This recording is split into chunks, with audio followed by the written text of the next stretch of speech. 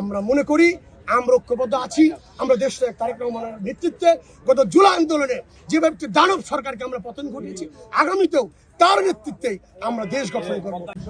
কথা ফ্যাসিবাদের বিরুদ্ধে বলেন, উনি বারবার বলেছে প্ল্যান প্ল্যান। ইনশাল্লাহ বিএনপির ভারপ্রাপ্ত চেয়ারম্যান জনাব তারেক রহমান 31 দফা বাস্তবায়নের মধ্যে দিয়েই কিন্তু সকল যেই অবগুণ্য যে ধরেন অন্ধকার ছিল সে অন্ধকার দূরীভূত হয়ে আলোর পথে চলবে। দেশনেত্রী বেগম খালেদা জিয়া দীর্ঘদিন যাবৎ ধরে অসুস্থ এবং তিনি কারাবরণ করেছেন দীর্ঘদিন ধরে।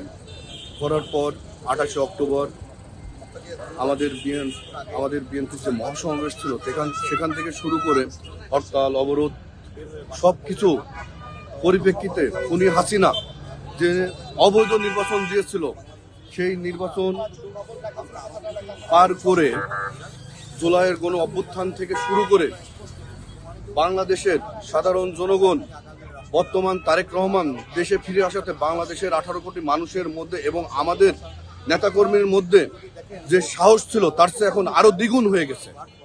আমরা চাই দেশনায়ক তারেক রহমান রাষ্ট্র পরিচালনা করবেন, বাংলাদেশটাকে নেতৃত্ব দেবেন, বিশ্ব দরবারে উনি বাংলাদেশটাকে একটি মডেল রাষ্ট্র হিসাবে প্রেজেন্ট করবেন সারা বিশ্বে। কিউব হোল্ডিংসের গল্পে সেই রেখাটি আঁকা হয়েছিল আজ থেকে 1 যুগ আগে।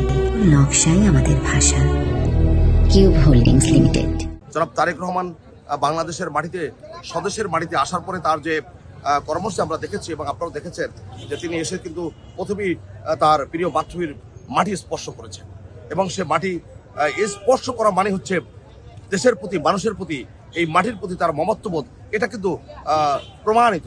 আগেও আমরা দেখেছি তার বাবাও তেমনটি 71 সালে মহান মুক্তিযুদ্ধে যখন 25 মার্চ পাকিস্তান শাসক গোষ্ঠী এদেশের সাধারণ মানুষ যখন নির্বিচারে গোলাবর্ষণ করেছে, সেই সময় মরহুম শেখ মুজিবুর রহমান তিনি কিন্তু পাকিস্তান সেনাবাহিনীর হাতে গ্রেপ্তার হন। জাতি কিন্তু সেই সময় এক দুর্বিষ অবস্থার মধ্যে, জাতি হতাশাগ্রস্ত কি হবে, সেই সময় কিন্তু রাষ্ট্রপতি জিয়াউর রহমান স্বাধীনতা ঘোষণা দিয়ে জাতিকে সংগঠিত করেছেন। এবং যখনই দেশে একটা সংকট হয় বিএনপির প্রয়োজন হয়। এই যে দেখেন না আপনি বেগম খালেদা জিয়াকে যে পরিমাণ টর্চার করা হয়েছে, যে পরিমাণ মানসিক যন্ত্র দেওয়া হয়েছে, মিথ্যা মামলায় তাকে সেন্টেন্স দেওয়া হয়েছে, দণ্ড দেওয়া হয়েছে, 7 বছর তাকে কারান্তরীণ রাখা হয়েছে, প্রয়োজন ছিল না। আমরা বারবার বলেছি শেখ হাসিনা সরকারকে যে আপনি গণতান্ত্রিক ধারায় ফিরে আসুন, আপনি নির্বাচন দিন, গণতান্ত্রিক ধারায় নির্বাচন দিন। সে কাজটি করেনি সে। তার ফলশ্রুতি কি হয়েছে? জনাব তারেক রহমান জাতির নেতৃত্ব দিয়েছেন, জাতির নেতৃত্ব দিয়ে তিনি আবার অভ্যুত্থানের মধ্য দিয়ে এই জাতিকে গণতন্ত্র ফিরিয়ে দিয়েছেন। আজকে 1 বছরে আমরা দেখেছি একটি উগ্রবাদী গোষ্ঠী বাংলাদেশের মানচিত্রের উপরে যেভাবে তাণ্ডব লীলা চালিয়েছে, যেভাবে মব ভায়োলেন্স করেছে আমরা দেখেছি।